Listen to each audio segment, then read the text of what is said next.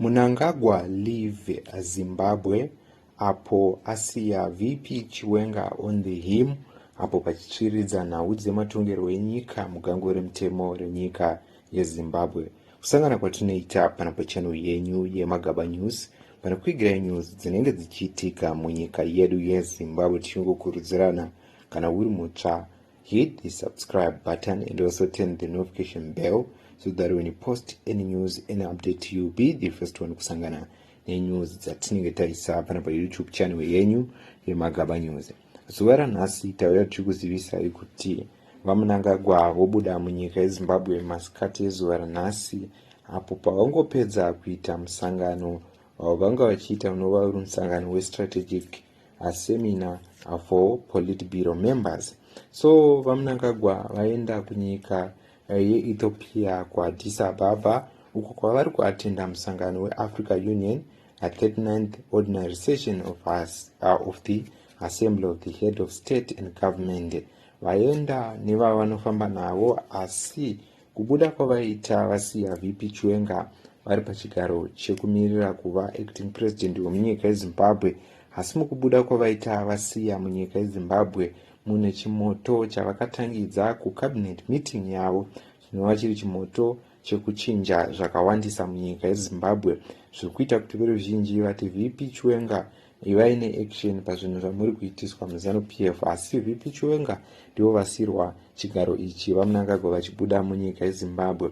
So zvoziviswa zvichitenderedzwa panhau yeurongwa hwekubuda kwavaMnangagwa zvichinyorwa mumadzipepa nhau akasiyana-siyana zvichinzi President Emmerson Mnangagwa has departed for Addis Ababa, Ethiopia to attend the Africa Union 39th ordinary session of the Assembly of the Head of State and Government, according to a brief statement carried by state media.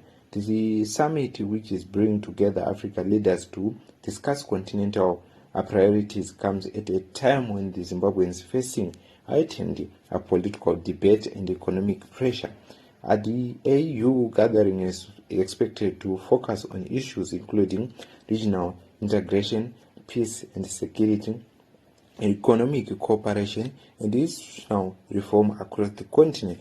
Zimbabweans' participation in such forums is often framed by the government party of its border re-engagement and diplomacy strategy aimed at strengthening bilateral and multilateral ties. However, the president's departure has concerned with the growing domestic discussions around a proposed constitutional amendment and the broader direction of governance in the country. Critics, including opposition party and some critics organizations, have raised concern that certain proposed changes could affect institutional balance and democratic processes. These debates require urgent national attention and inclusive dialogue. Supporters of the government, on the other hand, maintain that any constitutional reform will follow legal procedures and parliamentary processes. Officials have previously stated that reforms are intended to improve governance efficiency and align the system with national development goals. Vice President Constantino Chiwenga remains in Zimbabwe during the president's absence as the constitutional discussions continue to dominate political discourse. Well, there has been a speculation in political circles about internal dynamics and a succession debate on no official statement has confirmed such, claiming government communication has remains focused on policy continuity and stability. Beyond the constitutional debate, many Zimbabweans continue to face economic challenges, including high price, high currency, instability, and pressure on the public service.